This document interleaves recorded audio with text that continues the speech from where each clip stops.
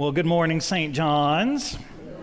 It's good to see y'all here today. Summer's kind of coming to a close and our travels are wrapping up, and here we are, and you just all look so beautiful. Look at you smiling. Some of you are not smiling, but you will by the end of today.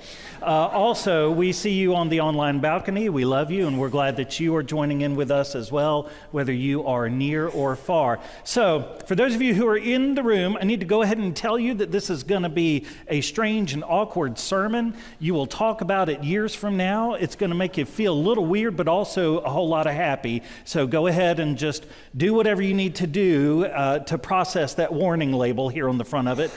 In just a moment, I'm going to actually ask you to do something. And I know sometimes I ask you to pull out the prayer book and read words at me. No. This is going to be more than that. You do not get to be the frozen chosen today. To best understand what Jesus is telling us today in these parables, I will in a little while ask you to get up and move around and interact just the tiniest bit, no more than you would probably do when you pass the peace, so that we can experience the grace of God firsthand. Some of you look really terrified and worried. I'm so happy about that.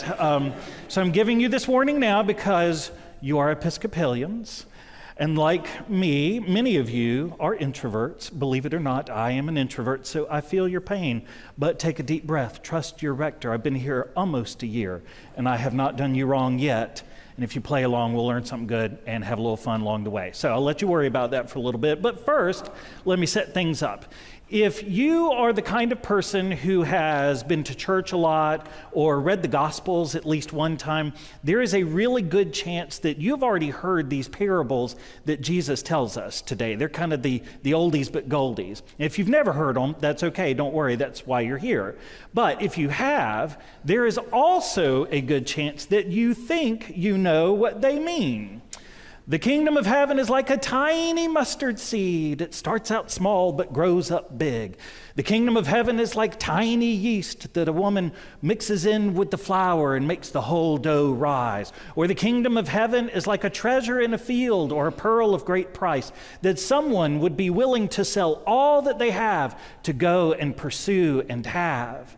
Or the kingdom of heaven is like a great catch of fish that the fishermen haul onto the shore and they sit down and sort out what is good and what is bad, or like a scribe who brings out what is old and what is new and values it all. For those of us who have heard these parables all our lives, we think we know what they mean, but chances are you are wrong in the best way possible. And I am here to teach you about that today. Chances are you have always thought that these teachings, these parables, are about you and what you should be doing. Now, in a way, if that's what you have thought and believed, in a way, you're right. But before they are ever about who you are and what you're supposed to be doing, these parables that Jesus tells us today are about who God is and about what God has already done. That makes a huge difference. And so I think that today, Jesus is telling us three things through these parables. Number one, you are enough. Number two, there is enough. And number three, God is not afraid. So let's repeat those just so we get them into our heads and our hearts. Number one, you are enough. Number two, there is enough. Number three, God is not afraid. All right, so let's unpack that. Let's start with number one, you are enough. And to get there, we just need to look at the treasure and the pearl that Jesus talks about. He says, the kingdom of heaven is like treasure hidden in a field which someone found and hid. And then in his joy, he goes and sells all that he has and buys that field. And again, the kingdom of heaven is like a merchant in search of fine pearls. On finding one pearl of great value, he went and sold all that he had and bought it. So, y'all, when it comes to these two parables, I'm not even going to beat around the bush. I'm just going to go ahead and tell you the punchline right here at the very beginning. The person in these stories searching for the treasure, the merchant in these stories searching for the pearl, The one willing to go broke and give everything up just to have that treasure, y'all, that person is not you. That person is God. You are the treasure. You are the pearl. Sometimes you and I can play hard to get, we're hard to find, but in the person of Jesus Christ, God gave up everything, all the riches of heaven, just so that God could come and find and have and love you. Y'all, that's what it's all about. That's what the whole thing is about. That is why you come to this church. That is why you call yourself a baptized Christian. This means that you, whoever you are, whoever you've been, wherever you've been, whatever you've done, whatever you've been hiding, wherever you are in your spiritual journey, you are enough in God's eyes. Now, I want to be clear. I'm not saying I'm okay, you're okay, we're all okay, there was never anything to worry about. That's not the gospel message. The gospel message is actually, we're all a hot mess, but God loves us enough. We were enough, we mattered enough and continue to matter enough to God that God would bust through the veil between heaven and earth and come be with us. It is that grand romantic movie. God in Jesus is John Cusack in Say Anything holding up the boombox. God in Jesus is, I don't know, Ryan Gosling in The Notebook, okay? Like, God, I could somehow equate it to Barbie, but I haven't figured that out yet, but it is a good movie. God is the one punching through and doing everything he can to come and find you, not because you're perfect, but because you kind of messed up, but he loves you anyway, and in his love, he perfects you. In God's eyes, you were worth it all. You were enough to give up the riches of heaven and come live and die among all of us just to search you out and find you.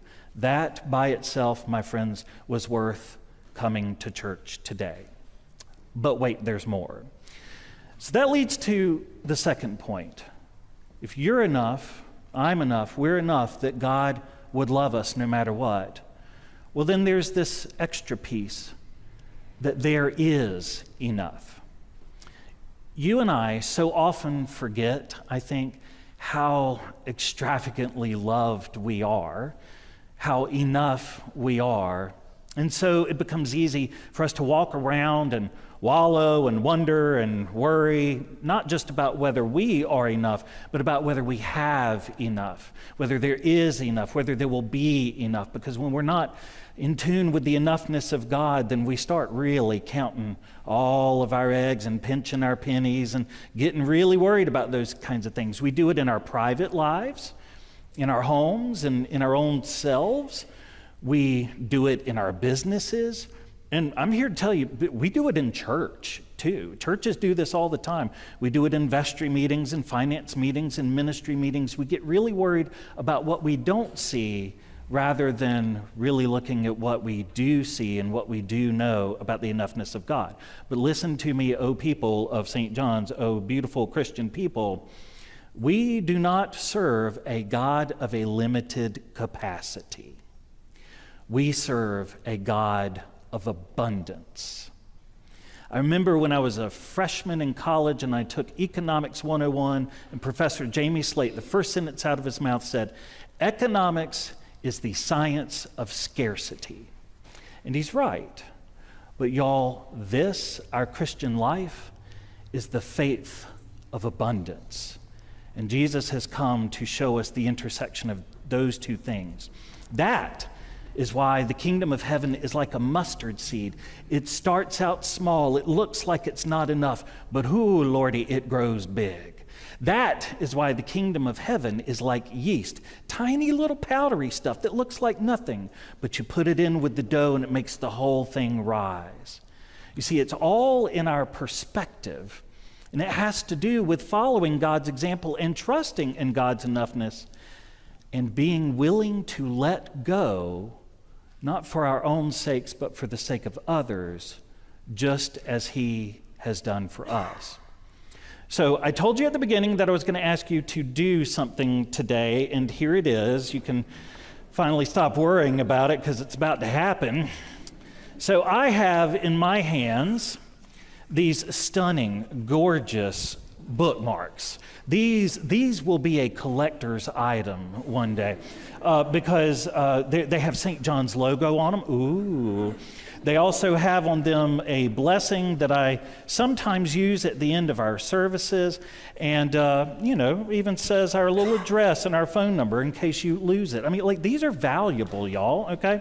All right, so I'm going to give them to a few people. Stay right where you are. Don't do anything with them. Just love the fact that you have them. Here you go. These are for you. And I'm going to just give them around to a few folks. If you'll hand those around to like one or two people in the transept. Here you go. Here's some for you. Don't give them out. Here's some for you. Don't give them out. Here's some for you. Do not, Beth, do not give them out. Some for you. Oh, look at the choir. They're coming to get in on the fun. They don't even know what's about to happen. Yes, Fran, I'm doing this to you. Gloria, how are you? John. Other John. Okay. All right, hold on. Let me just go ahead and say, Betsy Calhoun, director of music at St. John's and lover of Jesus Christ, looked at me as I was coming up with these and said, "We need a bunch." Betsy, you just failed the whole thing, but grace abounds and you're about to make up for it. All right, you know what? I'm not even giving them to you. I'm going to give them to Anthony. There we go. All right, here's the deal. Y'all didn't know this was going to happen. God bless you. I'm sorry. We're coming up on my 1-year anniversary, and as I told you on my first day, there's no backsies. You're stuck with me. Consider these like something special. Consider these to be like $100 bills, or consider them to be people, volunteers that you need for something. Consider these to be friends. Consider these to be whatever it is that you worry about at night when you're worried that there's not enough. So if you look around the room, there are some people who have them. They are in the system, but they're staying put. What I want you to do, those of you who have them, is I want you, when I say go, to start giving them away. And the rule is, give them away until you have less. Don't be stingy. Give them away in whole clumps, not one at a time. We ain't one at a time in it here, as they said on Oh Brother, Where Art Thou? We're mass communicating. Give them away until you have less. And those of you, the rest of you in the room, give them away until you have less. And as you get more, give them away until you have less. Notice I'm not saying get more until you have enough. I'm saying give them away until you have less. And let's see what happens, because I can guarantee you there are enough. Don't be stingy. Give them away until you have less. Go.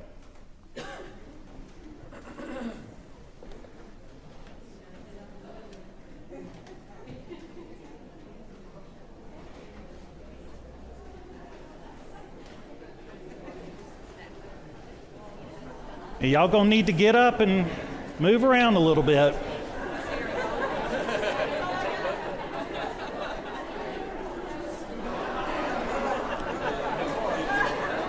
If you're still sitting down, you're doing it wrong. Get up. This is like passing the peace.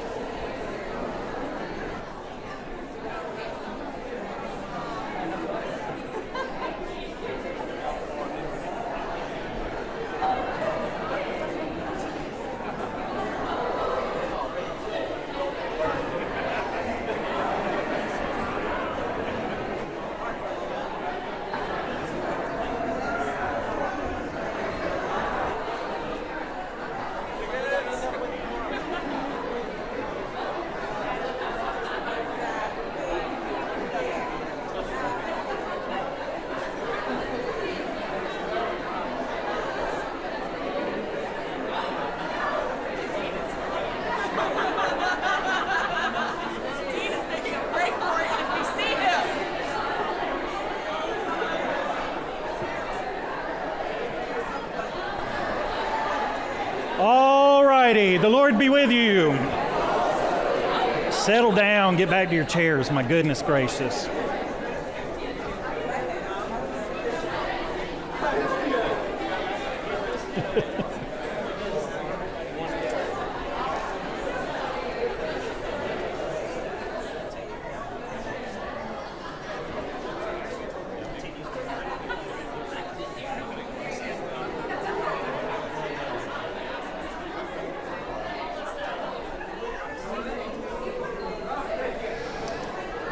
All righty. Y'all, the poor people at home, they're sitting there thinking, what in the world? And maybe you are too. All right, choir, get on back up to the choir loft, my goodness. This turned into a tent meeting. The Holy Spirit done fell on St. John's today, my goodness. All right, so these, they can represent anything. They represent time. They represent laughter. They represent someone to be with in your time of need. But let me ask you, what was that like? It was fun. I heard the word fun. Why was it fun? We were interacting? Why? All right, hold on. I got to come back down. All right, so we were interacting. Why else was it fun? Say it again. Giving. Giving can be fun, right? And receiving. It was unexpected. Yep, you're welcome. Anybody else? Why was that enjoyable for half a second? Sharing. Smiling. I saw a lot of you smiling, laughing, hugging. Some of you saw each other that maybe you haven't seen in a while. I once was on a tour at an Episcopal church in Darien, Georgia, one of the poorest counties, McIntosh County, not just in Georgia, but on the eastern seaboard. There's a historically African-American Episcopal church there, a little tabby building, and we were receiving the tour from a gentleman who was the senior warden. He had grown up there his whole life, and he said, you know, here at St. Cyprian's, when we pass the peace, we make sure we all touch. We get all around, and he called it the love circulation. And he smiled this beautiful smile when he said that, and he said, that's what we need in our lives, is we need the love circulation, the love to circulate. And the thing is, not only is he right, but when it comes to God's love and God's grace, there is always enough. And in God's economy, there is no stagnation, there is only circulation. The power is all in the giving, not the receiving. The receiving is a blessing, but that's not where the real power is. And when it comes to God, there's always enough. Now, that doesn't mean, let me be clear, I'm not preaching a prosperity gospel to you here. I'm not saying that if you just pray hard enough and give hard enough that money's just going to fall out of the sky or anything like that. The guy that I got this exercise from, his name is Eric Law, and he comes from a different background. He said that when he was growing up, there were times where there was this much roast left in the pan that they had been nibbling on all week long. But in his family, there was no question about whether there was enough, because what Mama would do is she would cut each piece off of that last little piece and make sure that everybody got something. So in that sense, while you could look at that mostly empty pan and say there's not enough, it was all in your perspective. To him, there was enough. So with our God, you're enough, there is enough. And finally, point number 3, we're bringing it home, God is not afraid. And that's where the great catch of fish comes in and the scribe with the stuff that's old and new. Jesus says, again, the kingdom of heaven is like a net that was thrown into the sea and caught fish of every kind. And when it was full, they drew it ashore and they sat down and they put the good into baskets and they threw out the bad. And it's like a scribe who brings out what is old and what is new. And chances are, especially with that fish thing, you've only ever heard this as God picking over us all and saying, yep, good, I'm put you in heaven, not bad, fires of hell.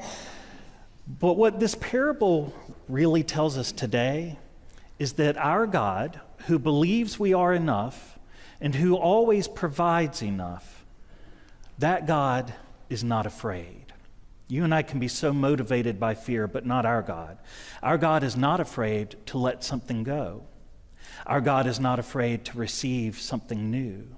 Our God is not afraid of discernment or change. And whenever we are, it's because we're worried about enough. Not this God. That God, our God is not worried about that, and neither do we have to be. So, my friends, if you have ever been afraid, if you have ever worried that you are not enough, or that there is not enough, or that nothing can ever change because it might upset the enoughness apple cart, well, Jesus has come here today to pop you upside the head and to tell you that we serve an extraordinary God of extraordinary love. And in this God, there is always grace enough and always love to spare. Amen.